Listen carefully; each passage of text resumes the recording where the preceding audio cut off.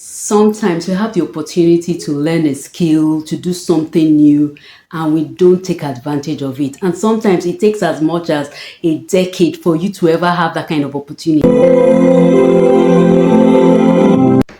Almost every day in our lives, we are presented with opportunities, but more often than not, we take it for granted. Yes, we take it for granted. I remember the time that I was 17, I had an opportunity to be an OAP. Yes, an on-air personality, and I did not take the offer. I did not take up the offer because I was just looking short term. I was not looking at the bigger picture. I also remember the time I was in boarding school. I was in boarding school. I would dodge from my home economics class. They used to teach us how to sew then, and I would dodge from my home economic class. What I would do is that during that time, people would do it for me. People would sew for me, and then I'll give them eba in exchange. Yes, eba is a meal for those that are not Nigerian. Eba is a staple meal in Nigeria, and I didn't like it that time. So what I'll do is that instead of doing my work, I would offer someone my eba. I was in a boarding school. I offer them my eba, and they would do the job.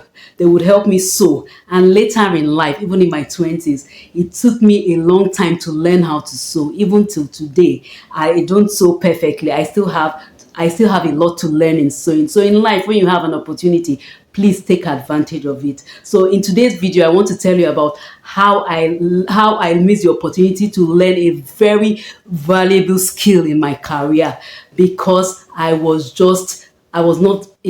not behave so very well. In this channel, sometimes I tell you about the mistakes I make in my career so that younger people in their careers will not make those mistakes that I made. Okay, so if you're interested in that, if you don't want to learn through experience, but learn from the experience of others for mistakes to avoid, then watch my channel. I also give guides on how to be a better employee and how to network your way better in the career space. So now let me go to what I have to say today. So at that time, it was an NGO job. Yes, I was their Abuja liaison officer. The headquarters of that NGO was in Port Harcourt. And in Port Harcourt in the south side of Nigeria, there's a lot of restiveness because you have oil reserves there, and the people there feel marginalized. They feel like the federal government is not being fair to them. They are not having an opportunity. So there was this NGO I was working for where the initiator used to do a lot of research to find out the needs of the people in that Niger Delta area, and that they needed an Abuja liaison officer. And I got the job relatively easy. In fact, it was through a referral. Someone I was volunteering for just referred me to that particular company, and I went. We were three that went for the interview.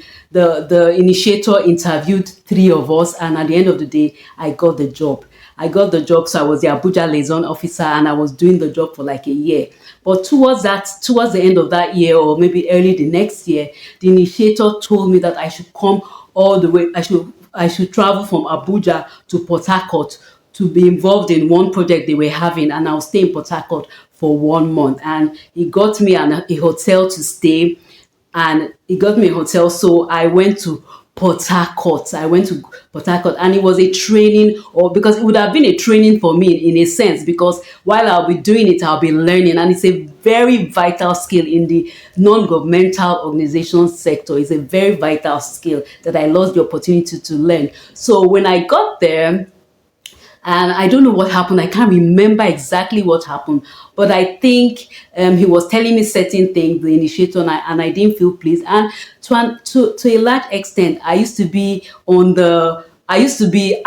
kind of outspoken. That's the problem with people. Well, people from the south side of Nigeria, we have this nature of always just saying what's in our mind. So I didn't know how to navigate the official space at that point. I didn't know how to talk because, for example, he was my boss, so I would have been more respectful. But I think he suggested something that I did not feel comfortable with, and instead of telling him in a respectful way and that it was something that I would not be able to do, or there would have been a way I would have negotiated it, or I would have even accepted it. I can't even remember what it was, but I was rude to him, and I acted like I did not even value the job. Yes, the salary was not fantastic, but it gave me no excuse to be rude to my boss. Yes, I was rude to my boss, and I was just careless and nonchalant. Like I did not value that job. That was just it. I have to be very honest. I'm being very vulnerable here, but that's how it was. I did not value that job. I felt that maybe there were better opportunities in Abuja, or I could do without that job. So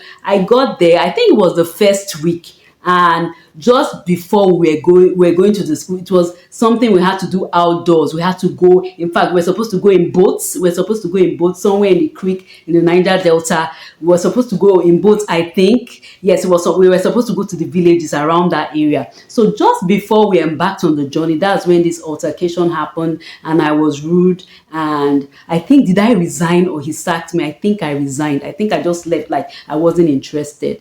In my 20s, I used to be kind of hot-headed in some cases, and it cost me some, some networking, because that particular guy was kind of a prominent person in the Niger Delta region area. So I just paused that relationship, and if there were opportunities for the future, I just missed it out by my nonchalant and my rude attitude. So I left that place and I came back to Abuja. I think after then I resigned. I think I resigned. I think it was more like I resigned, or I really don't know. And I left that job, and I did not have the opportunity to learn that valuable skill. And for many years, sometimes there will be opportunities, maybe job opportunities.